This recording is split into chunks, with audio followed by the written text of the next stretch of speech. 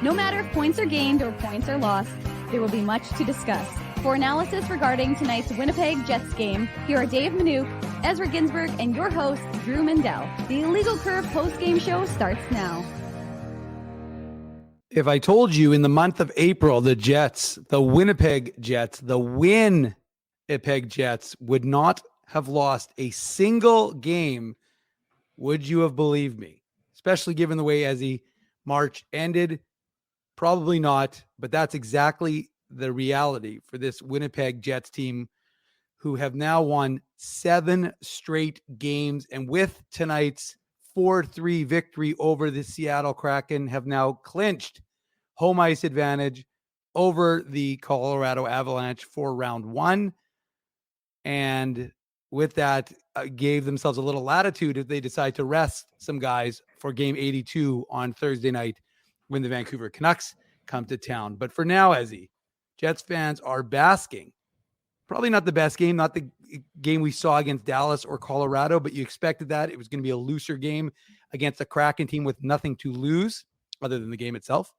But the fact is that the Jets came in, won the game, and like I said, guaranteed themselves home ice advantage. We don't know when the playoffs will start, but the Jets are officially second in the Central behind the Dallas Stars and ahead of the Colorado Avalanche with tonight's 4-3 win over the Seattle Kraken. Yeah, pretty awesome, right? Because a couple of weeks ago, when the Jets were in the middle of that 6-game losing streak, it wasn't looking too promising, right? So this is huge. This is absolutely huge for the Jets. And yeah, Dave, you don't like the fact that the Kraken scored a couple goals and they erased a 2-goal deficit. We were talking about this. It was mentioned on the broadcast on TSN. The Kraken were the only team in the NHL, team out of 32 teams that didn't have a multi-goal comeback. So obviously it wasn't meant to be for them. Tyler Toffoli made sure that the Jets were going to win this game. And, obviously there was a little bit of a pushback from the Kraken. I wouldn't call it a monumental pushback, but so, you give them credit. They are playing for pride because they're clearly not playing for a playoff spot. They've been out of it for some time now, right? So overall, a pretty impressive effort. Kyle Connor, he had a fantastic game, and Ehlers, I loved his goal, even though there was a little bit of a puck luck there. But Monahan, Ehlers, and Toffoli, that second line is looking excellent. And obviously, we'll talk a little bit about Morgan Barron, who left the game. But I like that fourth line early, obviously with Iafallo and Nemestikov, and I thought Nemestikov was very solid for the Jets in a penalty killing role, as he has been all year long. Obviously, the Jets didn't have to kill a lot of penalties, Dave, but look, I mean, it wasn't the strongest game for Connor Hellebuck, but it wasn't the strongest game for Philip Grubauer either, right? The Jets had 3 goals on their first 10 or 11 shots, right? So I think that, overall, all you care about is the fact that you have solidified home ice advantage for the first round against the Colorado Avalanche. We know that the Jets have already defeated the Avalanche multiple times this year, and so they obviously have the edge going into the first round in that regard. But yeah, I think, you're happy with the end result, even though there were kind of stretches this game and there were turnovers. On the Ty Cartier goal alone, I counted 4 turnovers by the Jets, right? Yeah. So yeah, it's not pretty, but at the end of the day, who cares? I'm not sure if we have Rick Bowness yet, but I can see Colby's got it up there on the other screen. So we are going to have Rick Bowness live from Canada Life Center in a few minutes, right, Dave? Yeah, we will, and we probably have a little bit. Colby usually gives us a little heads up, so we're probably a little ways away from that. But look, again, this team is doing things that we haven't seen from very many Jets teams ever, right? This is just the second time in this franchise's history that they've won 51 hockey games. So it's a big number. And Rick Bowness was asked about it yesterday, I believe. Was it yesterday? My days are running in as maybe today. Yeah, yesterday. And he said, look, we're a good hockey team. We've won 50 games. Well, now they've won 51 games, and they've won 7 in a row. And that's not something to look down on, right? I mean, this is a team that's playing pretty good hockey and doing so just before the playoffs. Now, it's not critical to be on this kind of stretch in order to win a Stanley Cup, but it certainly doesn't hurt. It doesn't hurt to be feeling good about your game, to feeling like your game's in a good place. Now, of course, as the biggest question that we have, of course, is, when will those playoff games begin? We still don't know officially yet. We'll hopefully hear in the next few days. And that way we can let everyone know whether to join us at Boston Pizza or to join us at City Place for the Illegal Curve pregame show, which is going to come to you before every home game. There's a lot of speculation going on, by the way. Like, you posted the report from Elliot Friedman that the game one is going to be on Monday, but other people are speculating that it's going to be Sunday. Like, let's just wait and find out. I'm not sure if we're going to find out tomorrow. We'll probably have to wait till Thursday or Friday, right, Dave? Yeah, I'm not exactly. They may wait till the season ends in order to let us know exactly when it's going to be. Like, let's hope it is sooner rather than later. Because I'd like to let everybody know when they can join us in person or like I said, watching the show, which we appreciate as well. But ultimately, this is a Jets team that we've been hearing from them. We talked to Mason Appleton today. We talked to Nino Niederreiter. We've talked to a lot of guys who are feeling good about the way the game is being played, the way their games individually are looking.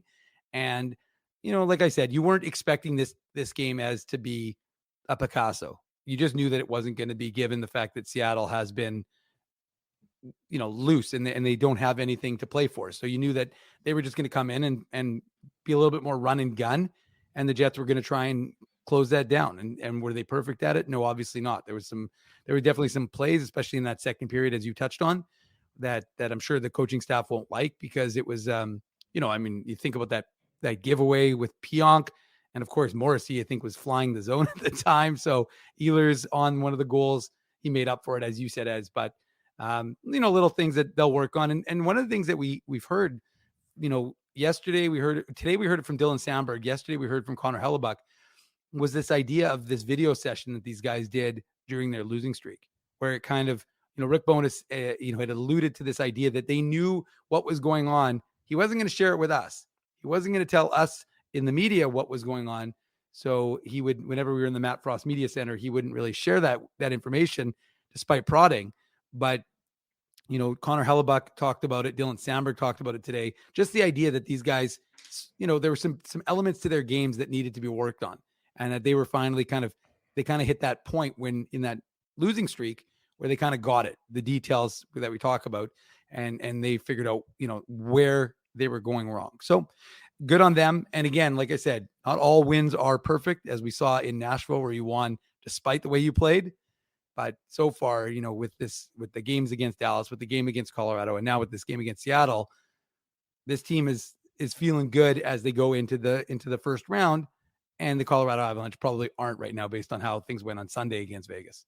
No, they're not. And the Jets clearly have all of the momentum, Dave. Like, that a lot of people will pick the Jets over the Avalanche just based on the 7-0 win on Saturday and based on the season series, right? As opposed to maybe looking at these two teams at a macro level and how they've played the entire year, right? Like, yeah. So, yeah, I think all the momentum is in the Jets' favor, but, past performance doesn't necessarily, indicate future performance, right? So absolutely. We'll have to wait and see what happens, right? Like, look what happened last year between the Jets and the Golden Knights, when the Jets were really impressive in game one, and then the Golden Knights win 4 in a row, including 2 at home, right? So we know that home ice advantage isn't as big of an advantage, maybe as it's made out to be, but who cares at this point, right? The Jets get the extra playoff date, and Jets fans get to watch the Jets and Avalanche play in game one as opposed to game 3.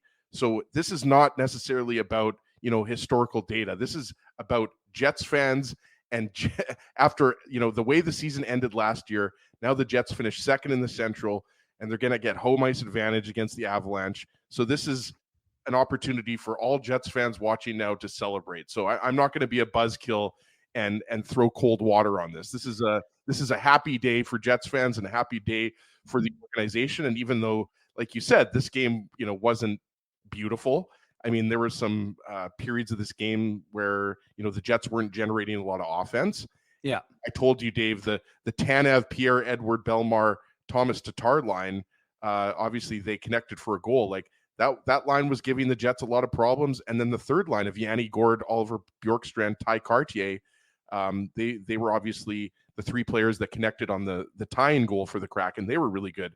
So it wasn't the top line of Matty Beniers, Burakovsky, and Eberle that was doing all the damage. It was the third and fourth lines for the Kraken. So yeah, look, they made it interesting. And I think, that's a better thing for Jets fans that were in the building and watching at home, right? You want to see a close game, I think, right? Most Jets fans, I think. I mean, look, Jets fans love a 7-0 win as well, but look, give the Kraken a fair share of credit here for making this game competitive. But there's no doubt, Dave, as you mentioned, 7 wins in a row, second place, home ice advantage. Even though the Jets are still turning the puck over and they're definitely guilty of some self-inflicted wounds. I think, these last 7 games, I should say, have pretty much gone as well as you could have scripted. Yeah, you're absolutely right. And we'll just wait for Rick Bowness. He's going to come out and give his thoughts on tonight's game. But, as one of the things you talked about was this idea that the Jets needed to get back to an identity of playing the way they've been able to play. And look, like I said, you're not going to be, you're happy with that first period, right? For the most part. Obviously, there were a couple of instances where there were some things that went wrong. And you mentioned it already. Morgan Barron gets injured. So he's done. It was, I believe a lower body injury. The team called it. So we'll find out. And neither of us saw anything. And I'm not sure if anybody in the chat saw anything. They didn't mention anything on the broadcast either. So it makes you kind of think that maybe it was something like a groin or, a lower body thing. Like there was nothing egregious that happened that led up to that. At least they didn't mention anything, and I didn't see anything from any of the Jets media. So we'll have to just wait and see what exactly happened with Barron. I'm sure somebody's going to ask him right off the bat in a few moments. Rick Bowness is going to be asked about that by somebody in the media, right, Dave? Yeah, and well, it's interesting because we're in the press box. I had no idea. Like I looked down, I saw Ehlers taking a shift with Nemestikov and Iafallo, and I was like, well, why is Ehlers on this line? And then I was looking for Barron, and I was like, well, what's going on here? And then we heard later that he had been removed. So yeah, we didn't see anything live and it was tangible that anyone noticed in particular. So I'm not sure. We're saying KG3 is telling us that he went awkwardly into the boards. So and Miller Time is saying that as well. So we'll see if there's an update on Morgan Barron. And the Jets are going to need him, right? Like he's been a staple of that fourth line, and they have other players that can come in. Obviously, David Gustafsson. Most recently, Dave did an admirable job in 2 wins for the Jets on the third line, right? So they have Gustafsson, they have Perfetti. I mean, I don't think it's going to get down to Rasmus Kupari unless you have more injuries. But I still would rather have Morgan Barron on the wing on the fourth line than Gustafsson or Perfetti. He's got 11 goals. He's having a career year. So hopefully, Barron. If he does miss any time, it's just going to be 1 game, and then he'll be ready for the playoffs. But again, it's way too early to speculate because we don't even know what the injury is, right? Well, no, and the one thing I would say and worth mentioning is that the last couple of games, Rick Bowness has been having extra guys in warm-up, and today was no exception to that. David Gustafsson, who played very admirably in the 2 games he was asked to play for Nino Niederreiter in the last 2, he had a goal and 2 assists. He was a healthy scratch today. But at the same time, it was, here comes Rick Bowness. So we'll head to the Jets head coach right now in the Matt Frost Media Center, and we'll come right back after his words. Feels good. That was something that was our objective. Once we got this later on in the season, we have a shot at getting home ice. Let's go for it and give the guy a lot of credit. They buckled down, and we got it. And so I think it's important for us to be able to do that. And, How did things turn around during this winning streak?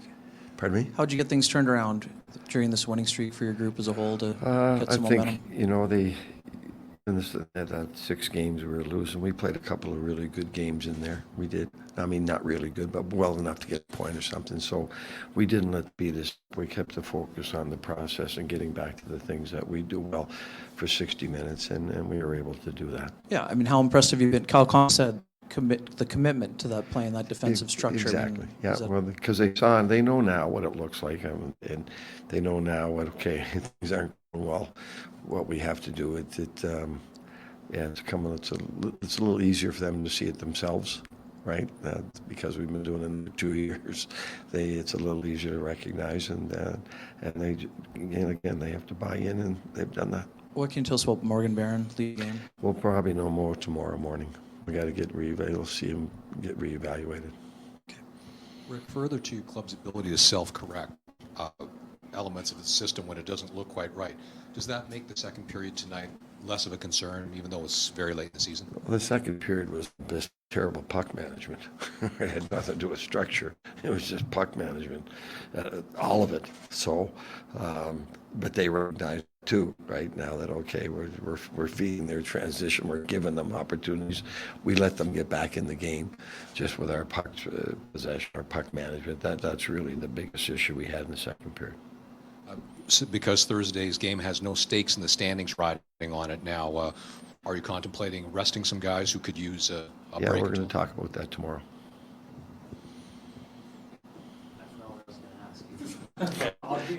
You're getting old like me. You got to write things down so you remember. Kyle Connor, he has a big point streak right now. Have you seen anything different from his game recently that's kind of led to a big string of point production? And is this the best hockey you've seen him play this year? You know what I see in his game? I see him skating really well at both ends of the ice. He really is. So that tells you he's engaged in the game. There's been some backs. I know he's scoring goals and he's creating things, but watch how many times, how hard he comes back.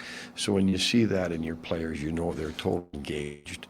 And he's an elite offensive player that when he's engaged in the game, he's going to get those opportunities. He's going to bury them. You remember? First, you talked quite a bit throughout the year about getting your first and second scoring lines. Is this the best you've seen them playing, at the same time? Yes, yeah.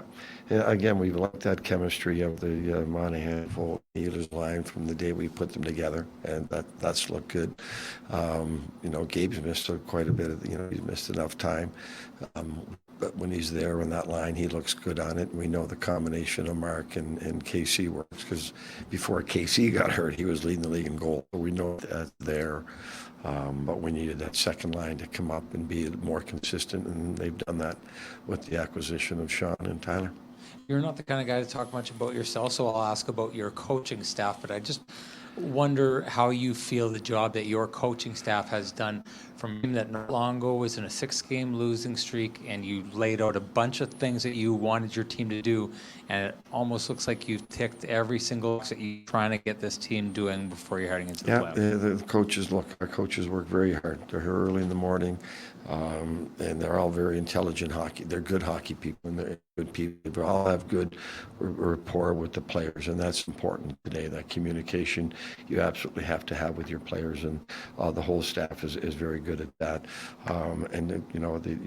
But they work closely with the players, and they come drink every day, and they're very well prepared. So, again, how many head coaches can take the month of November off, and the team can keep going? So, give them all the credit. They deserve an awful lot of it. Good. Thanks. There he goes from the Matt Frost Media Center, head coach Rick Bowness. From Rick Bowness on the screen to us two bozos. Hey, that's okay. That's fine. We'll thank Colby Spence for not only taking great photos, but doing some videography as well. So thank you, Colby. I'm just glad that Sean Reynolds remembered his question, because I was worried that he wasn't going to get that in. Yeah. Pretty funny there.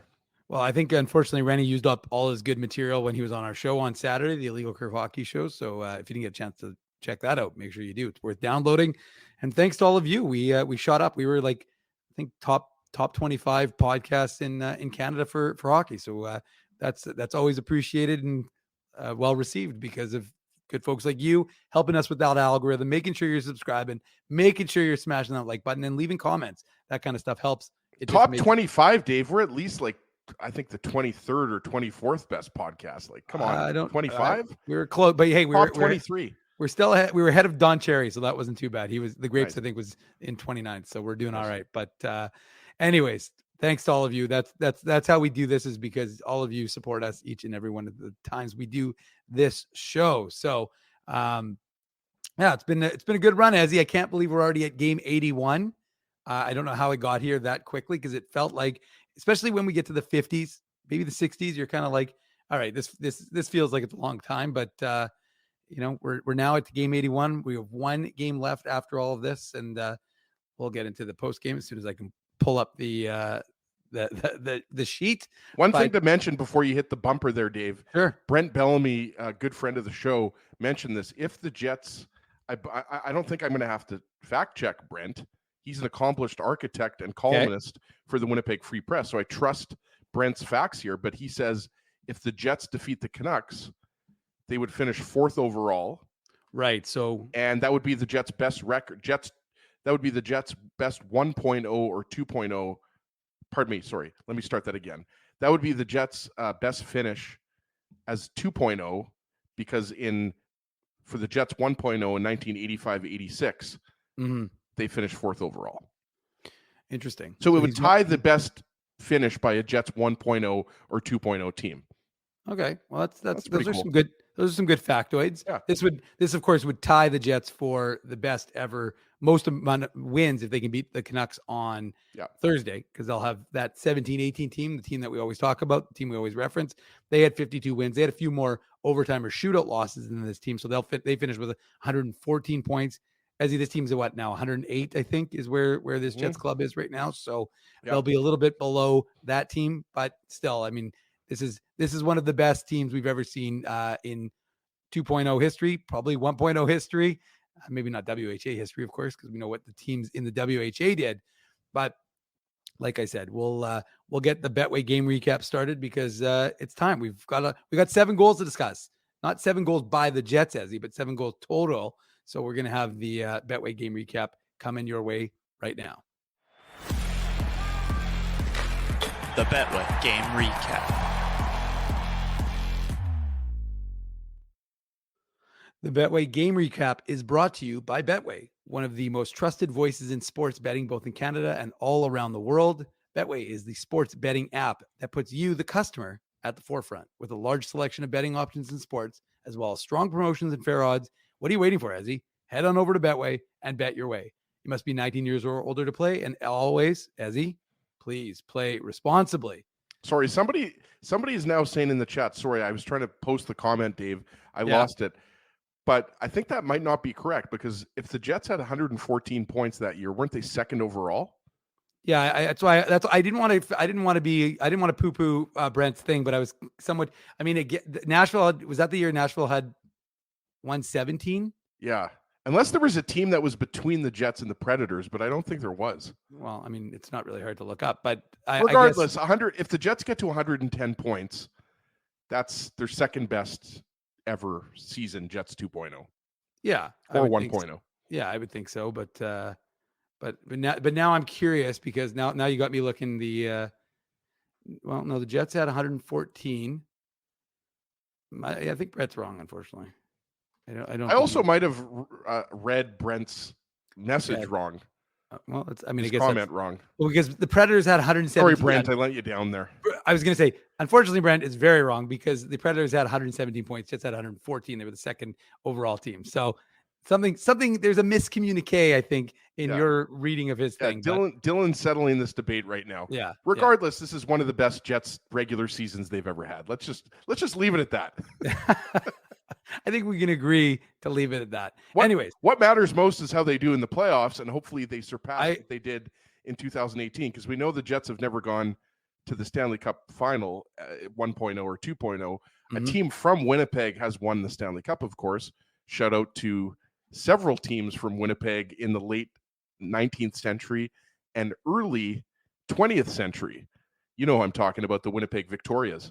Yeah, of course we know that, because that was the year Drew was born. So it was exactly a very, very important year for us here at Illegal Curve. One thing I noticed, and I don't know if anybody in the crowd noticed, this is not necessarily potpourri in terms of stats, but just one thing I noticed: Nino Ryder and Dylan DeMello look up at the flags while they're doing the national anthems. I've never noticed that before, but they pivoted during the U.S. anthem. They looked at the American flag, and then during the Canadian anthem, they looked up at the Canadian flag. I didn't want to steal your thunder, Dave, but they actually weren't doing that. They were actually just trying to get a better view of Marshawn Lynch. Yes. Well, that was the right direction if they're looking at the Canadian flag, because he was sitting over in section 121. And of course, it's funny, like someone said to me, are you a member of the media if you didn't tweet out the fact that Marshawn Lynch was in the crowd? But Marshawn Lynch, of course, the former NFL great, he's got an ownership interest in the Seattle Kraken. So he was in the crowd and created quite the buzz when. According to our boy Dom Zappia, he's also here to shoot a movie. Well, I'm not sure if that's a Hollywood movie or another type of movie, if you know what I mean. I don't. Well- The third, nothing. Well, Dom's into shooting movies, so Dom would know. Dom Dom's a does shoot director. movies. Yeah. So there you go. So there we go. That answers that question. Let's get into it, Ezzy. Come on, we're getting sidebarred. This has been a good one, but like I said, it's time to talk about the Winnipeg Jets. And although I have to mention before we get into Beast any goals, mode. well, before we get into speaking, okay, so that's a good segue. What As movie's going to be called? well, that's what we nickname. think. Yeah. I know. Thank you. But the point I was going to make, speaking of beast mode, was the Brendan Dillon hit on Brandon Tanev. That was quite the beast By mode. the way, Dave, move. the other type of movie I was talking about was the third last letter in the alphabet times 3. That type of movie. I mean, I knew where you were going, and I just was trying to avoid you getting into that. I'm sorry. Okay. Sorry to Dom Zappia for my mind going there. Get my mind out of the gutter. Let's your go. mind out of the Let's gutter, get into the Ginsburg. Let's Betway go. game recap. Let's go, Dave. All right, let's start. It started with Kyle Connor. He gets his 33rd of the year. He opens up the scoring 1-0. Beautiful pass by Mark Scheifele. Josh Morrissey, and I know again we talk about Josh Morrissey and what he's able to do quite a lot on this program, but it really is amazing as if you think about the fact that for a long time it did not look like he was going to come close to matching his totals from last year in terms of assists, where he had 60. He's not going to get to his goal totals because that was 16. But the truth is that he got up to 60 assists last year, and we're like, is he going to get close to that? Well, he was sitting at 57 as of today's game, and now he's up to 59. But this first one just rims that puck over to Mark Scheifele, and you got to give Kyle Connor credit because one of the things he does well is finding that space, and he gets some soft ice in front of the Kraken net, and you got to wonder where the Kraken defense was on this play. But Mark Scheifele, no look, and those two again. One of the things offensively, we know those guys know how to find each other. So a real nice pass by Mark Scheifele finds Kyle Connor, and the Jets have a 1-0 lead. Dave, was that goal at 5-on-5? No, I'm just kidding. Yeah, obviously Connor, Scheifele, Velarde, they've been clicking lately.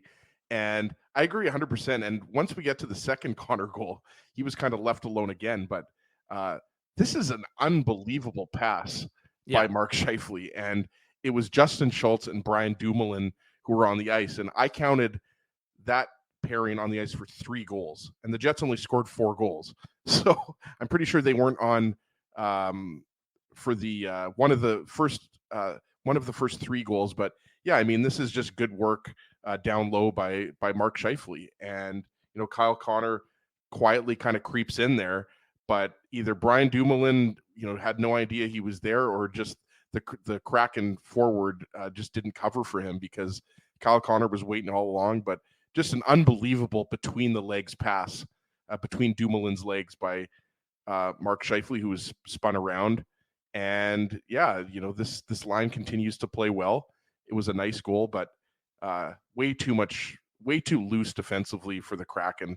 But a really good shift by that first line. I thought, like you mentioned it earlier, Dave, it was a pretty low event. I hate to use that word. It was, or words, sure. But it was a low event first period. But I thought the first line was really good. I thought the Monahan, Ehlers, Toffoli line was also good in that first period. We talked about the fourth line. I remember they connected for a scoring chance in the first 4 or 5 minutes. I remember Neil Pionk took a shot, and then Barron was there for the rebound, but obviously he was injured later in the frame. Mm-hmm. But yeah, that's what stands out to me on that goal. Just absolutely beautiful pass by Scheifele, and Kyle Connor just being left alone in front by the Kraken. I was trying to see who the forward was there. It was Adam Larson, actually, who Scheifele put the puck between his legs. But that's the D pairing for the Kraken is Larson and Brian Dumoulin. I'm just looking here. Yeah, it was actually Bjorkstrand was the forward. Yeah. Just left Kyle Connor alone in front of the net, and you can't. That's the one guy on the Jets that you don't want to leave alone in front of the net. Well, the Jets would have that lead for a little bit until Thomas Tatar said ta-ta to that lead. And, pretty harmless looking. He did as. It was a Tatai Cartier. You know what? But he gets the puck and fires it in past Connor Hellebuck. Probably not the best goal. A little bit of a screen there in terms of the play by Logan Stanley is standing in front of Connor Hellebuck. Kind of have to find a spot, but he doesn't. And Yeah, it's not the best goal. Like again, but you kind of understand why Hellebuck didn't really see it, right? Like upon first blush, I kind of thought wasn't screened, but then you see the Stanley and the Stanimal, and he's been getting lauded, but not his best positioning on that one. He's peeling back, and he gives that space, and Tatar takes advantage and ties the game 1-1. Yeah, I think what you just said is pretty accurate. I think that look, the Kraken have some skilled players. Like, you forget the Kraken upset, not you, Dave, or anybody else, but you kind of forget, because of the way they've played this year, that they were a team that went to the second round last year, right? They upset the defending Stanley Cup champions at the time. So there's a lot of skilled forwards, and I didn't particularly look. It's a giveaway by Nick Ehlers, first and foremost. He doesn't get the puck in deep. This play starts at the Kraken blue line when Nick Ehlers does not get the puck in deep. Obviously, he redeems himself and he gets a goal after this. Sure. But that's the first mistake. I didn't love the way, and look, I think Logan Stanley has done a good job on the third pair with Sandberg, and he's most likely going to start for the Jets in game 1 of the playoffs. But I thought, he kind of just maybe wasn't aggressive enough. He's kind of just backing up here. Yeah. And, Tatar just kind of takes the ice, and it's a nice shot on Connor Hellebuck. And again, is that a stoppable shot? Of course it is. But Thomas Tatar is a guy that's been scoring goals in the NHL for many, many years. And I mean, it starts with the bad giveaway at the Kraken blue line, but in the Kraken zone, I should say. But it obviously, it is just, Tatar having a little bit too much time and space, and it's a nice shot by him. And again, like, the first period, obviously, it doesn't go, the way it wanted, the Kraken wanted it to, but it was pretty sleepy. And I thought they did a pretty good job of, containing some of the Jets' best offensive players. And if it wasn't for Kyle Connor scoring with 10 seconds left in the game, in the period, then the Kraken are going into the first intermission with a 1-1 tie, right? So I thought the Kraken played considering, Dave, that they have nothing to play for aside from pride. I thought that the Kraken, considering they're on the road, it's the second last game of the year, or maybe they had lost 3 games coming into today's game. The Kraken have been a bit of a mess this year. So I thought for the most part, they played a good solid period. But yeah, if you're Ehlers there, you just have to get the puck in deep, or you just look, he's kind of spinning backwards. Like, it just wasn't a smart play by Ehlers. And obviously the microscope is on Ehlers, right, Dave? We know that Rick Bowness and the coaching staff sat him recently. I think that was that the Nashville game? Yeah, and the Nashville. That was the Nashville not happy. game, He was right? definitely not happy with Ehlers after the Nashville game. Ehlers is under a bit of a microscope here, but again, I think he's been one of the Jets' best forwards all year long. He was one of their best forwards tonight. So again, Ehlers giveth, Ehlers taketh away, right? Same thing with Kyle Connor. Kyle Connor giveth, Kyle Connor taketh away. Yeah, and it's funny because Rick Bowness was asked about shift length or shifts and time minutes on the ice, and it's interesting because he essentially said Nikolai Ehlers had 22 shifts the other game. Kyle Connor had 21. So that's what his focus is on, shifts. He just said, like, unfortunately, I jokingly called Nikolai Ehlers an avowed short shift taker because his shifts are a lot shorter than Kyle Connor's. So maybe Kyle Connor could learn. He'll have a little more in the tank if he takes shorter shifts like Nikolai Ehlers. But you're right. That was a play where Ehlers needed to get that puck deep. And you're 100% right, by the way, in terms of the fact that it was a low event period, because shots were, at one point, I looked up and shots were like 4-4. It was at least the midway point of the period. And you're wondering, is this what this is a sleepy period right now? And I think it was a sellout crowd for the 7th or 8th time now this year the Jets have had a sellout. So it was a good crowd in the building, but unfortunately for them, there wasn't a lot going on in that first. And it looked like, I was about to use your words, low event in the in our tweet on the Illegal Curve account to end that first period and let people know. Not my words, Dave, but the words you don't like, don't like to use. And so my point is that I was about to say, because that's what it was, 1-1 at that point. I was getting the tweet ready to go. And then with 5.8 seconds to go, approximately, the man who you don't want to have close to the net and with a chance to shoot and score, Kyle Connor. But the Jets do a good job, right? They work it around. They make some, they've got Seattle moving. And again, like I said, if you give Kyle Connor that kind of time and space, which they do for some inexplicable reason, because I think they're trying to block the shot from the point, but ultimately it leaves Kyle Connor wide open, and he puts the Jets up 2-1 late in that first period. Yeah, and we got to give.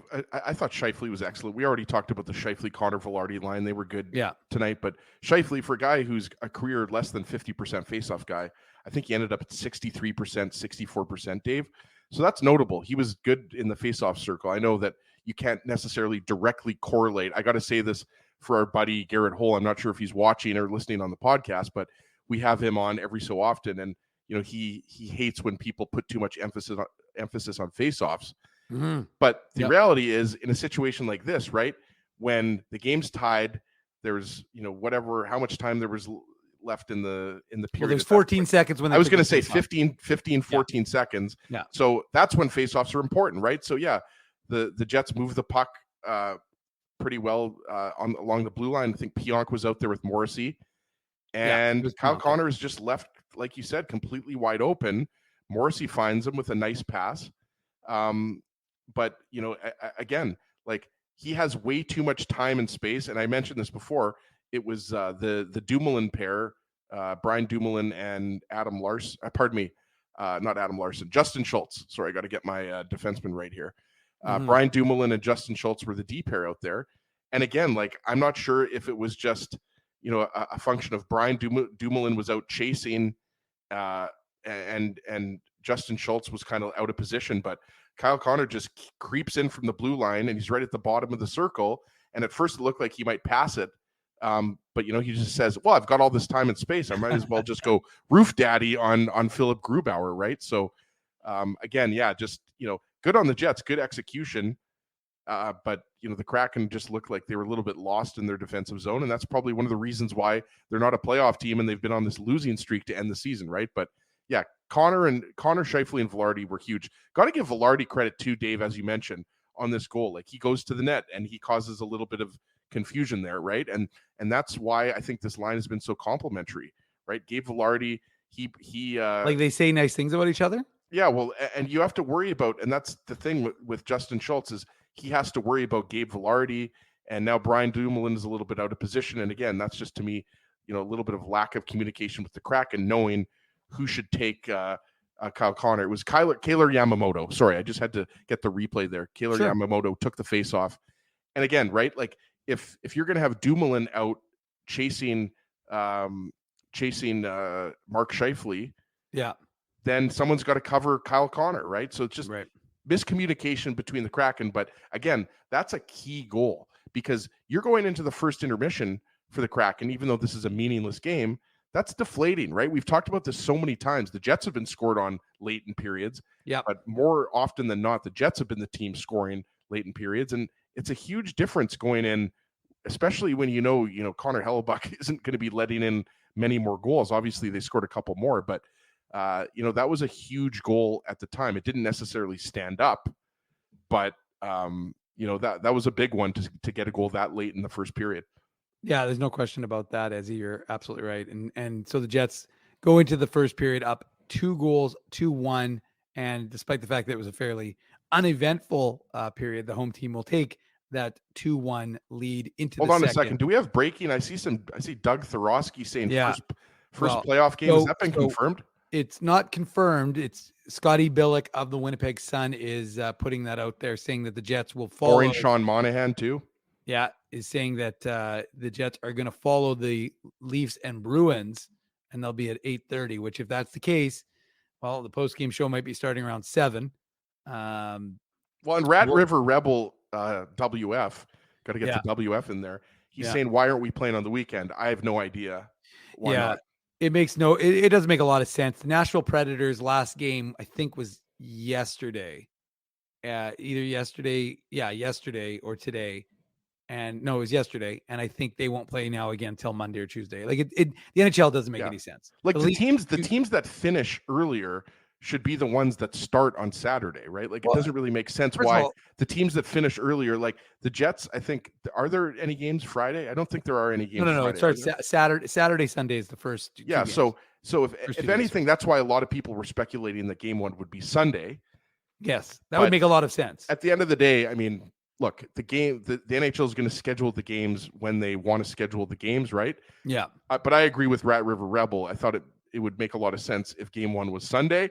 Yeah. But here we are looking like game one is going to be on Monday. And the most important thing is it's happening in the province of Manitoba as opposed to the state of Colorado. That is true, because as of, we don't want to be spoilers, but if you already know the score, if you don't know the score, hit mute. But, if you do know the score, the Jets won. If you don't, you just are following along with us and you think the Jets are up 2-1 heading into the second period, Ezzy. And, you talk about Nikolai Ehlers giveth and he taketh. Well, in this, a little bit of a dirty goal from Nikolai Ehlers. First of all, nice from the Jets to start it in their end. And they bring it from behind the net. Ehlers finds Toffoli. He takes a slapper. And again, like, questionable defense, right? Like, Toffoli is not near the puck. And you've got two Kraken who decide, well, you know what? We're going to follow Toffoli into the corner. Again, leaving Nikolai Ehlers and Sean Monahan wide open in front of the net. And Ehlers, to his credit, is in a hard area, area where he could take a big shot if they deliver it. But instead, he dives, slaps at the puck, creates a rebound, and then puts his rebound into the net to give the Jets a 3-1 lead. And the thing, Dave, is at the end of the day, all people are going to remember really about this game is that, the Jets clinched home ice. But I think it's significant that Nick Ehlers is obviously exposed, let's say, on the Kraken first goal. And we mentioned earlier he was a healthy scratch. He did not have a good game against the Nashville Predators.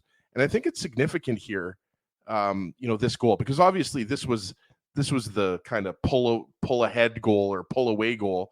But, it starts in the Jet zone, all Nick Ehlers' speed, and the pass doesn't go. It's not a good pass to Tyler Toffoli, but Toffoli takes it off of the boards, puts it on net, and Ehlers just goes to the net, takes the first poke at it, and then I think, if I'm not mistaken, it was our friend Justin Schultz again, right? Who kind of goes off of him, and then Schultz kind of pushes Grubauer into the net. Felt bad for Grubauer on this goal, right? Because what is Grubauer supposed to do, right? Right. He's being pushed by his own player. The puck goes off of Schultz. We didn't necessarily see that originally, but you could see it on the replay, right? So you love the fact that, Ehlers starts this play. We've called him Mr. Zone Entry for how many years now with his speed, right? So Ehlers starts this off with his speed. And I like the fact that even though it's not a good pass to Toffoli just puts it on net off of the boards.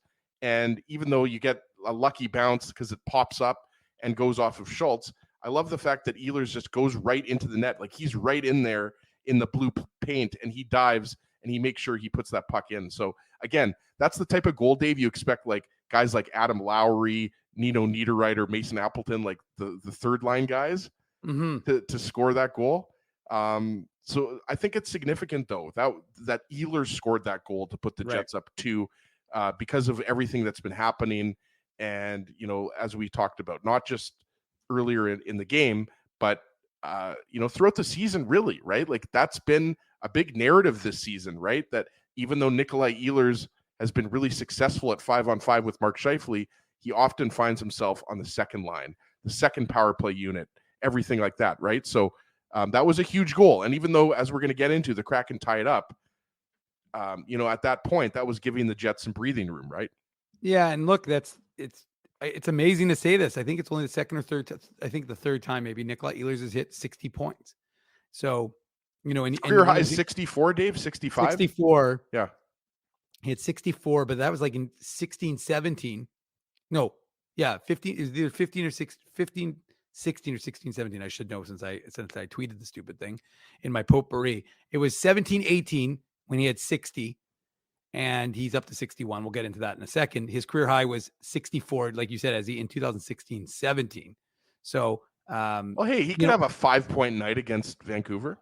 Well, I mean, the fact of the matter is, it's one of the things that Nikolai Ehlers talked about on the in the post-game media availability, and I'm seeing that for courtesy of our friend Connor Harapchak. But it's just the fact that he's got the chance to play 82 games. He's healthy this year, and that's a big difference. Sorry, he would need 4 points against Vancouver. Yeah, to beat it. Yes, that's correct. I mean, technically, hold on, Ezzy. As of right now, where we are in our analysis, you are correct. He would need 5. He's going to get an assist on the game-winning goal, but as of right now, where we are at, he's at his 60th point because we're just talking about the goal he scored. Oh, I see what you're saying. I see what you So did there. you're factually accurate Yeah. in the context of We're going what our back to the discussion. future is what we're doing, right? Exactly. So anyways, the point is that it's significant. Nikolai Ehlers is healthy, and he's been healthy all year long, and he's produced for this Jets club. So he's and look, he's hard on himself. We know that, and we also know that Rick Bowness really likes that line of Tyler Toffoli, Nikolai Ehlers, and Sean Monahan. So that line is not being broken up. Like this is set. No. That's why I said to you, Dave. Like a lot of people I see in the chat are talking about, and I think it was John Liu who asked Rick Bowness about players possibly being rested with other guys coming in. Like you're talking about ideally, this morning, yeah. Actually, and I'm not even going to say ideally. That's not the right word. I think at least what I think happens is I think Nate Schmidt goes in. Maybe Colin Miller also goes in. Probably. But I think Nate Schmidt probably would go in if they decide to only put in one of the healthy scratches. Yeah. And then I see probably all three of David Gustafsson, Cole Perfetti, Rasmus Kupari getting in. Because why wouldn't you give them a game? Well, not only why would you give them a game, but you want those guys to feel like you want those guys' legs to be good in case you do need them in game 1 or game 2. Well, not game 1, but in game 2 or game 3 or game 15 or game 16 of the playoffs. So the point is, you definitely need to keep those guys. I know that folks want to talk about Moose players, and we'll get into some Moose talk after the break, but the Moose are in a battle of their own, right? The Moose, we'll know more tomorrow because they're in Milwaukee. They're taking on the Admirals, but the Moose have a chance to clinch home ice against the Texas Stars later this weekend. So we'll see in a battle for 4th in the Central. So, I know folks want to say, bring up Brad Lambert, bring up Ville Heinola, reward those guys. And, you can give a lot of guys a night off on Thursday. And maybe they're factoring in as when the next Jets game will be, because that might factor in if they're not playing till Monday. Do you want those guys sitting for that long? And Brendan Dillon's talked about that. A lot of guys have talked about it. So we'll see what that happens. We'll come to that bridge, and you'll stick to illegalcurve.com because that will be your source for the info. If there's a practice, if there's information on Morgan Barron tomorrow. Now the Jets are scheduled to practice tomorrow. We don't know if they'll maintain it or if they'll cancel it. But if they do, of course, we'll be there, and you can check illegalcurve.com or our YouTube channel. But right now, you're listening to the Illegal Curve postgame show. We do this after each and every single Jets games. And of course, with the upcoming playoffs, we'll be live at City Place for the home games. So you can join us for the Illegal Curve pregame show, a new feature here on the channel. And we know now that game 3 is going to be the Boston Pizza Taylor show. That is true. So we don't know when that will be. We assume it'll be, sometime not this weekend, but the weekend following. But we'll be Friday night, Dave. Could be a big Friday night leading into the Saturday morning show, but there's lots still uncertain. The one thing that is certain is that the Jets are the second place team in the Central. Now, we got to keep going as we got the Betway game recap. And, this was not a highlight goal it was a nice tip by Yanni Gourde. I got to give him credit because I thought the puck was missing the net by like 3 or 4 feet. Yeah, but my point is that he made a nice play to get his stick on this puck and tip it past Connor Hellebuck. But, the Jets creating a little chaos. It's the Sandberg and Stanley pairing. I don't know that we would see them for very much longer together because Rick Bowness at one point did switch Dylan Sandberg with probably right after the Pionk. I think it was after the Pionk error on the 3rd goal. But he switches Dylan Sandberg with Neil Pionk. So Sandberg's paired with Brendan Dillon, and Pionk is partnered with Logan Stanley. But for now, it's Stanley and Sandberg, and they're paired for the 3-2 goal for the Seattle Kraken. So if it's Neil Pionk and Logan Stanley, are we calling that stonk? Or are we calling that Pionky? Right? Like Pionk plus Stanley? I'm not sure. I like Stanberg or Stan, the Stanimal or Stanberg, Dylan Sandberg and Logan Stanley. Stanberg works really well together. And those guys are obviously both big boys. But yeah, I mean, on this goal, there's a lot of traffic, right? We talked about it. The Yanni Gourde, Ty Cartier is a really good player. I remember last time we had John Forsland on the show. That was, I think, back really early in the season, or maybe even last year. Mm-hmm. He was talking about Ty Cartier because he, of course, was really good with Coachella. Yes, right. Not the music festival, the American Hockey League team, right, Dave? Which went all the way to the Calder Cup Finals and lost to Dylan McElrath, Winnipegger, and the Hershey Bears. Yeah, Dylan McElrath, the pride of Winnipeg for sure. Yeah. Speaking of big defensemen, right? Yeah. In fact, Dylan McElrath had the assist on Alex Ovechkin's goal to open the scoring in their game against the Philadelphia Flyers today. Oh, really? So he's up in the. He's I wonder up if in he's the- in going the to end. stay up or if they just gave him a game. Or he's the captain of Hershey. I know that. Yeah, that's true. But yeah, that's nice to see Dylan McElrath getting an assist on Ovechkin's goal as he gets closer to Gretzky, right? But yeah, on this particular goal, the thing that stood out to me is like Cartier, Bjorkstrand, Yanni Gord, like right Stanley Cup champion with the Tampa Bay Lightning. Like that's the thing, you know, the Kraken obviously lose this game, but they've got enough talented players that they scratched and clawed their way back into this game. So I look, at the time of this goal, first off, I love the work Brandon Tanev did on this goal. He was obviously getting off the ice because he was mid-shift, as we talked about. He's not on that line. Yeah. But obviously, it's just a really nice tip by Yanni Gord on the Riker Evans shot, because Riker Evans, I don't think he's trying. Look, I think he was probably hoping that Yanni Gord was going to tip that, but it was going way wide of the net. So not a lot of chance for Connor Hellebuck there. And Cartier was in front there with Logan Stanley. So, look, I don't even know how much Hellebuck saw that, Dave. There was a lot of traffic in front of him. Yeah. So I don't know, like obviously the next goal that Cartier scores, there were several giveaways in the neutral zone first. Monahan's not able to. He's pressured by Cartier. We'll get to it in a second, but yeah, like there was a lot of pressure coming from the Kraken. And, I didn't necessarily love how the Jets played in this period because I thought, they played on their heels a little too much. Yeah. But, what are the Kraken going to do? They have pride. They're still going to try to tie the game up. And that's exactly what they did on the next goal. Well, and to the point you're making is, I mean, the reality is you still want to earn a job. Like you still want to make, you want to make an impression. So you're not going to that's part of the idea of playing loose. And, we'll get right into that third goal for them because, Connor Hellebuck has no chance.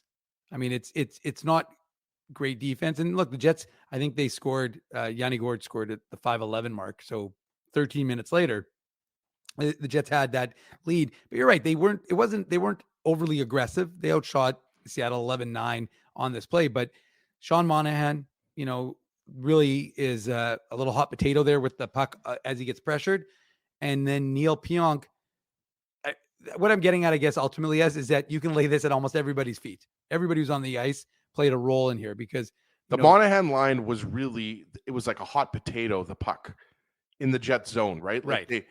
They had many opportunities along the boards. Ehlers also gave up the puck in the corner or along the half boards. Yeah. So it was just sloppy defense. So I know, look, Pionk's whiff is the egregious error for sure that leads to the goal, right? But Ty Cartier pressuring Monahan along the boards to me is just as significant, right? And so give this line of Gord, Cartier, and Bjorkstrand credit. A lot of credit, yeah. Because they also, you remember, they had a chance right before this, right? It was a 2-on-1. I think Bjorkstrand ended up keeping it and shooting the puck. Hellebuck made a save, but yeah, I mean that third line for the Kraken was all over the Jets' second line. So you got to give them credit. But again, these are self-inflicted wounds. And, Pionk, we're not going to go over that because we talked about that a lot on the Saturday show, but he continues to struggle in his own end. And you wonder, is Dylan Samberg maybe a better option up there? But then you ask yourself, is Logan Stanley, Neil Pionk a third pairing that you can really depend on? I don't know. Or do you bring, well, look, do I think that Neil Pionk could enjoy a rest on Thursday? I think that's probably not a bad idea. Get Nate Schmidt into the game because you want him anyways. You want Colin Miller in the game, maybe even give Dylan DeMello a night off. But I mean, ultimately, like I said, this is it's an opportunity to get guys rest. I know they want guys to play 82 games and that's all well and good, but you want to give as much as you want to give guys rest. You want to ensure that guys who haven't played in a while, and now that the way the Jets have ridden this group as, before they were kind of rotating Stanley in with Schmidt and Miller, but those guys haven't played a lot. So get those guys into a game, get them ready to go. And like I said, if you need them, I think that's what you'll see. I think that's exactly what you'll see. And Pionk might be the one that's rested, Dave. Yeah. And you're going to have to take two defensemen out, obviously, if Schmidt and Colin Miller go in, maybe you give, do you maybe give Dylan DeMello a night off? I'm not sure. I don't know how they make that decision, Dave. Yeah. I mean, the obvious one would be that Logan Stanley would come out, but the way he's been playing, and he's obviously, the front runner to be in the top 6 for the Jets. Maybe they want to keep playing him. So we'll see what happens. But, maybe it's Stanley and Sandberg that come out. I have absolutely no idea. But I agree with you. I think, giving Schmidt and Colin Miller a game just makes way too much sense, as it does, rewarding Gustafsson for how good he was on the third line. I see a comment there. It passed a little bit. I'd have to find it, but here we go. If it was from Baby Yoda, I think he might have spelled Niederreiter wrong there. It's okay, Baby Yoda. Niederreiter's hard to spell, but he was really good. Gus Bus on the third line. Yeah. And obviously, Nino Niederreiter is going to be on the third line to start the playoffs. Yeah, and he hasn't played there the whole year, days, but so. It makes a lot of sense to bring in all the healthy scratches, all the black aces, if you will, for this last game against Vancouver. Yeah, and look, at the end, again, we'll get into the Moose talk in a little bit after the commercial break, but let's finish off things with the third period. And there was a lot of goal scoring, as you kind of called it. Although you're pretty bang on. You said the Jets would score, and then you said the Jets would get an empty netter. You were partially right. We'll give you partial credit. Well, and part of that was me wanting to see KFC get the hat trick, right? That is true. I already had I had my potpourri hat trick tweet ready to go, where that would have been, I think that would have been the 6th hat trick of the season for the Jets, and it would have been Kyle Connor's 6th hat trick of his career. So we don't hope for things, but that would have happened, and of course that would have allowed folks to celebrate in Winnipeg. But they don't. The Jets get a power play, and on the power play, Tyler Toffoli, he scores his 33rd goal of the season, and I think someone said it was his 7th. I think they said on the broadcast his 7th one as a member of the Winnipeg Jets. Not bad. Yeah, not bad at all. And look, this is PP2. They're get some time finally. Nikolai Ehlers. It's funny because Ehlers really is going for Niederreiter on the pass, and then the puck gets stopped, but it ends up on the stick of Tyler Toffoli, who makes that nice little inside out move and then puts it into the back of the net, and the Jets have a 4-3 lead. Yeah, and we just mentioned Toffoli's got 7 goals. This is exactly what he was brought in at the trade deadline to do, right? Like, make no mistake, like Toffoli, he's not a bad defensive player, but this is what he does. And I think Dumoulin was on the ice again. I hate to pick on him. I mean, he was a Stanley Cup winner with the Pittsburgh Penguins, but Dumoulin was at least on for 3 goals, and maybe not -3, but and yeah, Toffoli kind of just undresses Dumoulin, and it's a nice goal. But a beauty pass by Nick Ehlers as well, who identifies that Toffoli's in the slot, and he puts it right on his tape. So that's even more another example. We talked about it on Ehlers' goal. Like this line just, it seems like, even though it's been said before that Ehlers is tough to play with, it seems like Monahan, with his patience and his smarts and his ability to distribute the puck just as much as he can shoot it. And Toffoli is just kind of like Tyler Toffoli to me is like a player that you can put on any line, on any team, and he's going to still be able to do the same things. Like, he's just always, I know it's a cliche, but he's just always in the right place at the right time. Like, he just always seems to be, in that the kind of inner slot area, right? So yeah, I mean that's a huge goal for the Jets. And the power play, that's another thing too that we haven't talked a ton about, but the power play is clicking right now, right? Like, it's not, I wouldn't say it's the top 5 power play in the NHL right now. No, for sure. But it's definitely not a bottom 5 or bottom 10 power play like it was for much of the season, right? Yeah. And obviously Gabe Vilardi, Dave, is the magic man. Like, we have to give him credit. I mean, it's like when Vilardi came back from his injury, it was like a breath of fresh air on the Jets power play. But as you mentioned, this is the second unit, and the second unit has to be ready to go, even if the first unit stays out there for the majority of the power plays, right? So huge goal, sealed the Jets' fate, and there was a little bit of a pushback from the Kraken, as we talked about, but it was it had to be pretty demoralizing after you come back from a 2-goal deficit, and then the Jets score on the power play, and then obviously was it Jamie Oleksiak who took the high sticking penalty? No, Riker Evans took the high sticking penalty. You take a high sticking penalty, 4-minute minor, double minor, with less than 6 minutes left. I mean, you're not going to come back in the game. The Jets obviously didn't score, and I didn't really love the way the power play looked, to be honest with you, on that double minor. But they took care of business on Toffoli's goal, when the second unit. But again, you get the 2 points and you clinch second and home ice, and that's all that matters.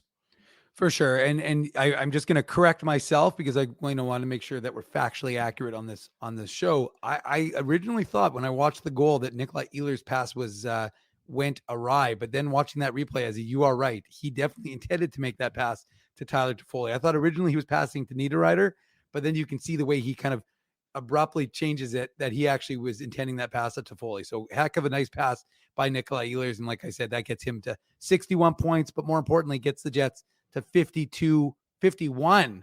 Sorry, I misspoke.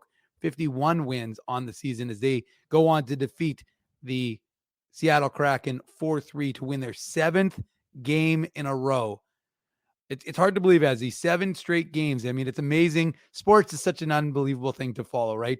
Jets lose those, 5-6 games in a row? 6, yeah. 6 games in a row. The world is coming to an end. The Jets have now won 7 straight. Jets fans are excited. They got home ice against an Avalanche team that's in a bit of a swoon, to be kind. And I know that folks in Colorado land aren't enthused about the idea of playing the Winnipeg Jets.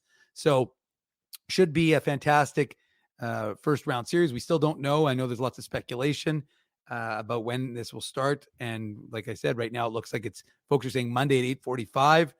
We'll of course keep you appraised as to when the post-game shows and when the pre-game shows will be available, of course, on illegalcurve.com. So all that information you'll be well advised, well in advance before you have to worry about any of that. So, okay, well, let's send it to break. And of course, we got to remind everyone that the Betway game recap is brought to you, not surprisingly, by our friends at Betway. It's simple, fun, and safe to bet with Betway. So head on over to Betway and bet your way. You must be 19 years or older to play. Please play responsibly. This is, of course, the Illegal Curve post-game show. We come at you every single time the Jets play. Smash the like button if you haven't smashed the like button. I know there's some people watching right now that haven't smashed the like button. I'm calling you out. Hit that like button. I'm with Ez. I'm also going to call you out, but I'm going to call you out gently. And I'm just going to say, please, I'm going to be respectful. Please smash that like button. Make sure you're subscribing to this channel. And of course, because like I said, there's 2 places you can get Jets information, basically. The Winnipeg Jets, in terms of video. Winnipeg Jets and Illegal Curve. If you want raw video, we're the site where we have it up before the Jets. No big deal. And there's no one else that posts the Jets media availabilities at home. We don't do the road stuff, but at home. So if you want to make sure you're getting that, you got to be subscribed.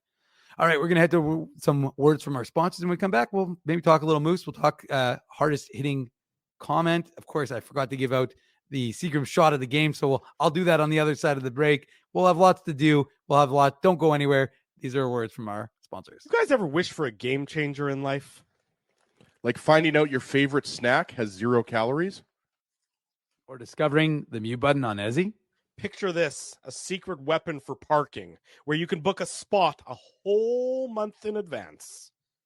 Tell me more, Drew. Pre-book your parking at really low rates, or maybe even for free if you use the code IllegalCurve. Free?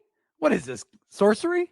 The Grid Park app. It's a real secret weapon that has affordable game day parking, and to sweeten the deal even more, I love sweets. Our listeners can use the code IllegalCurve to park for free. Holy Zamboni. Tell me about it. Just download Grid Park, GRYD Park, and use the code IllegalCurve, all one word, to park for free. Whoa, Ezzy, everything okay? You look stressed. Of course I'm stressed. We're moving, the house is upside down, the kids failed miserably at packing the fine china, and my life is in chaos. Chaos! Yes, that does sound like a problem. What am I going to do? Ezzy, relax. Rolly's Transfer Moving and Storage is the answer. With 60 years of experience in moving Manitobans and a track record of exemplary customer service, one call to Rolly's and your stress is gone. No job is too big or too small. Just visit Rollies.com and they will take it from there. Thanks, Dave, and thank you, Rollies Transfer Moving and Storage, online at Rollies.com. Your coworkers love you because you always make them laugh. You're the life of the party with stories that have them rolling on the floor. Or maybe you're just the quiet one in the corner with the one-liners that just slay. Do you have what it takes to become Winnipeg's funniest person with a day job? Try your luck. Hit the stage at Rumors Comedy Club, and you could be walking away with $1,000 cash. Winnipeg's funniest person with a day job. Presented by Rumors. For all the details, head to rumorscomedyclub.com. The game can change just like that. Accidents happen when you aren't protected. So now what? Getting to your injury quickly can make all the difference. Help prevent them from being game changers with Linden Market Dental Center. Bonding, crowns, bridges, and dental implants. State-of-the-art treatments are available to help you get back in the game. To learn more, visit lindenmarketdentalcenter.com. Creating smiles for life. It's all over, folks, and the run has come to an end. You're so far away. A Canadian team hasn't won the Cup in over 30 years. And the Cup will stay south of the border. Maybe it's time we try something different. This playoff season, let's cheer with the fans we've always cheered against. Team up for the Cup at Boston Pizza. For 3 generations and over 80 years, Tough Duck has been making apparel that works and plays as hard as the people who wear it. From jackets to work boots and everything in between, Tough Duck's clothing can handle the harshest environments, even the illegal curve hockey show. Work to live, live to play. Visit toughduck.com. Welcome back to the Illegal Curve post-game show. I'm Dave Minuk. He's Ezra Ginsburg. We're here as we are each and every time the Jets play on the Illegal Curve post-game show, talking about the Jets 51 times this season, Ezzy. We've talked about a Jets win out of 81 games. That's a pretty good number. Second time we've ever been able to say that since the Jets have come back.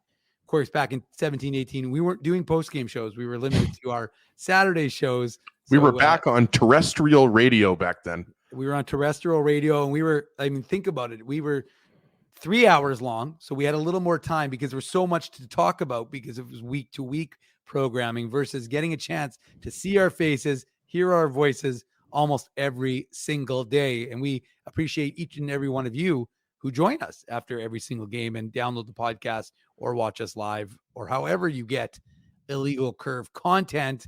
So thank you for joining us tonight and throughout the course of this season.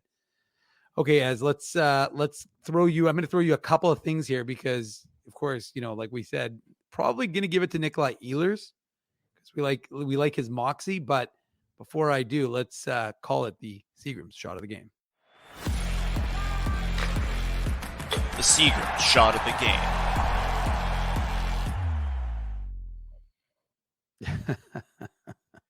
Just because it's a special occasion and we didn't give, let's be honest, I would do a shot of Fireball for no reason. But because the Jets clinched home ice and it was a hard-working goal by Nick Ehlers, and that was Jets win 51, I'm doing a straight shot. If I can, the cap's getting a little sticky here, Dave. Hold on, let me see if I can get it here. I mean, this bottle of Fireball's got some good use, so I'm going to go straight bottle drink in here. So this shot of Fireball is to those Winnipeg Jets and all the fans. Home ice advantage, baby. There you go. As he's toasting the hardest shot by our friend. Well, who are we giving it to? Nikolai Ehlers, number 27. We're giving it to me. Oh, we're giving it to Ezzy. All right. Well, Ez is the guy who got the hardest shot. He did take the hardest shot. So Ez, kudos to you. I think I could drink a glass of Fireball. Could you? No. Oh, okay. I mean, I would pass out if I drank a whole glass of it. But with tequila, some people can actually sip a glass of tequila. I don't get it. I prefer Fireball. Unfortunately, due to one crazy night at the Regent Casino, Dave M does not drink tequila. So, what about the night at Planet Hollywood back in 2014? If you recall, we were drinking Patron with Philly Dan. If you recall, you drank Patron. Jordy Farboni drank Patron. Philly Dan drank Patron. I'm pretty sure Jordy Farboni also puked. That's the point. I did not drink Patron, and as a result, I was fine. You guys, not so much. Dave M stuck to cherry Pepsi, and that was a wise decision. Exactly. All right, Ez, do we have a Tough Duck hardest hitting comment? We do have a Tough Duck hardest hitting comment. Ready to go. All right, let's hit into it right now. The Tough Duck hardest hitting comment. Lots of good comments tonight, so we appreciate everyone giving their 2 cents in the chat. We're going to give it to someone who you might know as Centratech CEO. We're going to give it to Professor Andrew Haleko. Very short comment, but I thought it was sweet. Ehlers playing maybe the best hockey of his career, a little dirty even. Look at his goal. Money works well for 27. Monty works well. Boy, what the hell was in that fireball shot, Ezzy? Did it destroy your eyes? Sorry. I'm pretty sure it destroyed my brain, Dave. Monty works well for 27. He's talking about Sean Monahan, obviously, but I agree with Andrew. Look, he coughed up the puck on the Kraken's first goal, but he made up for it with a nice, hardworking goal and a beautiful assist to Kyle Connor on Connor's second goal. So a goal and an assist for Nick Ehlers. He was a healthy scratch on the road trip in the game against Nashville. We know, Dave, that the Jets were lucky to win that game against Nashville. Connor Hellebuck was excellent, especially in the second period. So Professor Andrew Haleko, send me an email, ezra@illegalcurve.com. You can send me the email as Centratech CEO. And once again, for those people that don't watch the Illegal Curve postgame show every night, there's a documentary on Netflix called Bitcon. I don't know if you call it a documentary. It's a movie, and you'll understand what we mean. Andrew Haleko plays a small role. He's interviewed in the movie, but he plays a small role because these Centratech guys stole Andrew's picture and pretended like he was somebody else for their company, Centratech. So that's what we're talking about. So, Andrew, congratulations. You win the hardest hitting comment for game 81, and we have one more toque to give out. And then it's trucker hat time for the playoffs, baby. Trucker hats. Well, that's good for Ezzy because and good for all of you because these temperatures. Look, we live in Winnipeg, so you'll always need a toque eventually. But we're finally. I hope your downspouts are on, Dave. My downspouts are on, as are my shorts. You know, Dan Robertson, the play-by-play voice of the Jets, gets a kick out of the fact that I wear shorts pretty much till about 0 degrees. And then I brought the shorts back for this spring weather, this beautiful spring weather we're here enjoying here in Winnipeg. So there's something very eccentric about somebody that wears shorts in the winter. And I think you're an eccentric guy, Dave. I wear shorts at home in the winter. I don't go out in shorts. I'm not that guy. I'm not like the Bombers fan who was like wearing shorts until the Bombers won the Grey Cup and ended up wearing, what did he win it for? Was it like 19 years or something like that? But you know what, as I got to give the people what they want. The people are asking for one thing, so they're going to get it. Triple M. Put on your antlers. It's time for the Minuk Moose Minute on the Illegal Curve Hockey Show. Yep, it's time. It's time to talk about those Manitoba Moose because as we kind of don't have a choice, right? Your boy Bruce is dying for a Colby Barlow scouting report. Well, I don't know that I can give it a super in-depth one, but the fact of the matter is that the 2023 first rounder, again, that interview with him on our YouTube channel, he was, of course, assigned to the Moose from the Jets after his OHL season came to an end with Owen Sound. And, of course, Dylan Anhorn, he also was signed by the Manitoba Moose to an ATO for an AHL deal. He was, I think, a second-team All-American with St. Cloud State. He's a defenseman. And so alongside a guy Jets fans may know, Rutger McGroarty. We'll talk about Rutger maybe a little bit, Ezzy.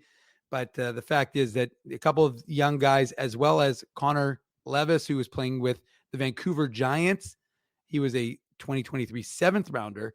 He also joined the Manitoba Moose this week. Colby Barlow was in for most of the week of practice. The Moose were off Monday and Tuesday after winning both those games last week against Chicago.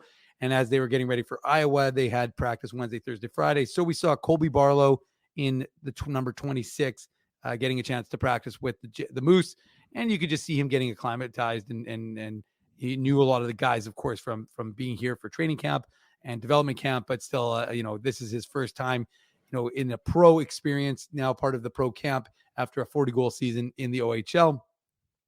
Didn't get into the game on Saturday because it was an important game, and I'm not going to go through both games but ultimately, as we talked about a little bit this weekend, the Moose did win the first game 7-4.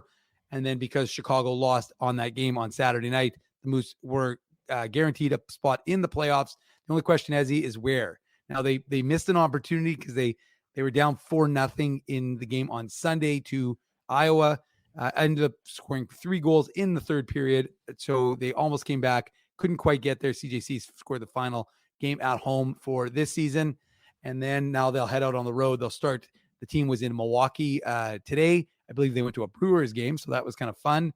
And then they'll play the Milwaukee Admirals tomorrow. If they win, then they have a chance going up against Texas in the final 2 games of the regular season, Friday and Saturday, to earn themselves home ice advantage. If they lose any of the next 3, then I believe they will not be able to catch Texas because Texas is 5 points up. So it was kind of a costly loss on Sunday to Dave, Iowa. They'll play Grand Rapids or Milwaukee in the first round, right? No. So right now the Moose are in the 5th spot. They'll play Texas. It's like a play-in series. So basically the AHL is weird because there's so many. The Pacific has 10 teams. The Central has 7. So because when is Grand Rapids in the Central, by the way? For a while. That's new, isn't it? No, they've been in the Central. Grand Rapids? Yeah. Oh, Cleveland used to be there as well. Then they moved Cleveland out. But anyway, again, Dave, I just took a pretty big shot of Fireball. So, but anyways, so what's going to happen though? And look, I'll just be quick. But the Moose might be the Moose match up very well against Texas, and as folks know, Texas Stars are the farm team of the Dallas Stars, and they're not getting back Logan Stankoven, who's was the leading scorer in the AHL. They may not get back Maverick Bourque. I don't know about that. So this sets itself up for a very good series against the Texas Stars, regardless of whether they're at home or on the road. So if the Moose can get in, and that's a best of 3, Ezzy. So that if they're on the road, they'll stay in Texas for the 2 games this weekend. Then they'll stay and practice in Texas and play that 3-game series. If they manage to overtake them, then they'll bring it back home and they'll play 3 games here in Winnipeg. And that's basically to earn themselves a chance to play Milwaukee. Milwaukee, who had won 19 straight games, they'll have all their guys up with Nashville. So they're not going to get any help. They've been abysmal since that 19-game stretch. So it's lining itself up. If the Moose can get past Texas, they'll have an easier chance against Milwaukee. Then they'll be in tough, probably against Rockford, who I suspect will beat Grand Rapids. But my point is, folks, that the playoff hockey is coming to the AHL Club of Manitoba. Hard-earned, well-deserved after going 0-10-1 in January to winning 20 of 32 with 2 shootout losses, or 1 overtime loss, 1 shootout loss.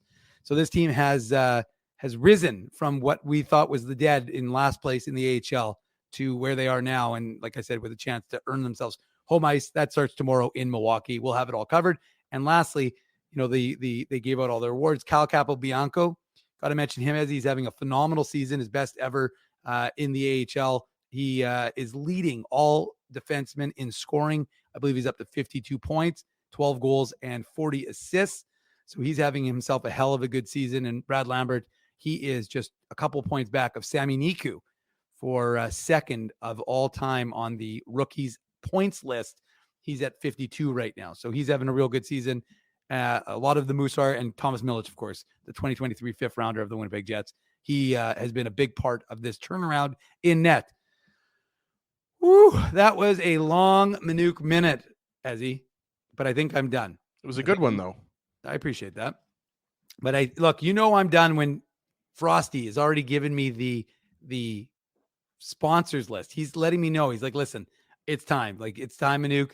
Ezzy's got to go to bed. You got to. And also work. Frosty's got to add a few sponsors there, right? We got to add City Place. Yeah. If you're just tuning in now or you're listening on the podcast and you don't already know, Illegal Curve Hockey is going to be at City Place for games 1 and games 2 and, if necessary, game 7 and all other home games. We're going to be at City Place by the food court for every single home playoff game. So it's going to be an absolutely huge party. We haven't even touched on this, but this is just so great for the city and the province, right? Yeah. To get home ice, but also just to be in the playoffs. We know we have the best fans in the world. And yeah, it's going to be pretty electric. So we can add City Place there and also add the Rady JCC dinner. We had Wendell Clark on Saturday's show. We're a media sponsor of the 50th annual Rady JCC dinner. We're going to be there May 28th at the Illegal Curve table for Wendell Clark, Grant Fewer, and Dougie Gilmore. Yes. Okay. So I said we were going to go, and then I saw someone have a question. So I'm going to let you get a quick thought on Rucker McGroarty. He chose to return to Michigan for his junior season. So he's going back for a third year. I know folks were concerned about it. Mike McIntyre of the Free Press wrote an extensive article, so you should definitely give that a read. And just to be clear, the Jets control his rights till August of 2026. So I don't think you have to be super concerned. If we're still talking about it next April, Leslie, then no. There's maybe a little cause for concern. He'll sign next year. I'm telling you right now, as the Jets outsider, as opposed to Dave M., who's the Moose insider, there's no reason to think that this is a Cutter Gauthier situation. Look, I'm a little bit surprised that he didn't sign, but a couple months back, Dave, we had Colby Cohen on the show, and we didn't even know. We've had Colby Cohen on the show before. Yeah, we didn't even know he was that close with the McGroarty family. And Colby Cohen, because Rucker's dad coached Colby Cohen. Yeah, we should mention that for those who don't know what we're talking about here. But Colby Cohen mentioned that he wasn't really sure if Rucker McGroarty was going to sign after his career with the University of Michigan. Season with the University of Michigan was over. Obviously, they lost in the Frozen Four. So I'm a little bit surprised, but I think the big thing to remember here is that Rucker McGroarty is all in.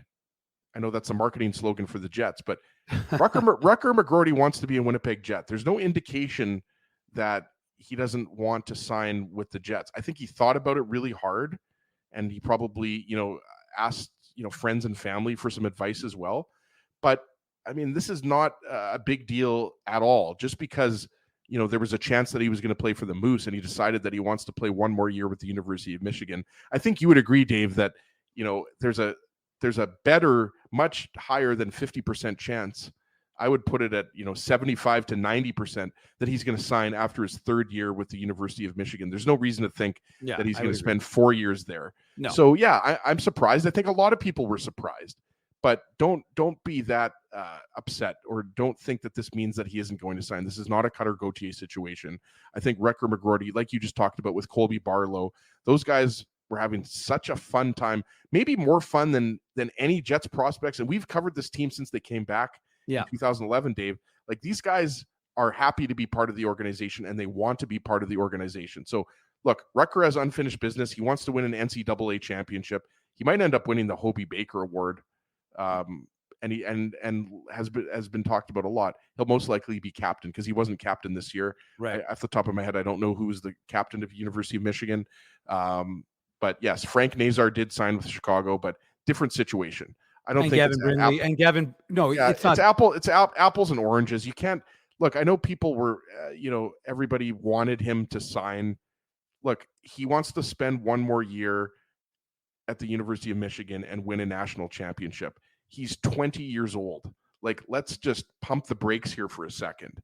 He's going to sign with the Jets. It's just going to be a year from now, and he wasn't going to get into any NHL action here. He might have played for the Moose, but for him, obviously, it's more important for him to spend one more year and win a national championship with Michigan than getting that experience with the Moose. Like, that's the thing, right, Dave? It would have been nice. Like, Mark Morrison, Eric Dubois, they would have loved to have had Zinger. They would have loved to have had Rucker McGroarty for the playoff run for the Moose, but he had other plans. So you'd have to just accept that. And a year from now, we're going to be talking about Rucker signing his 3-year ELC, right, Dave?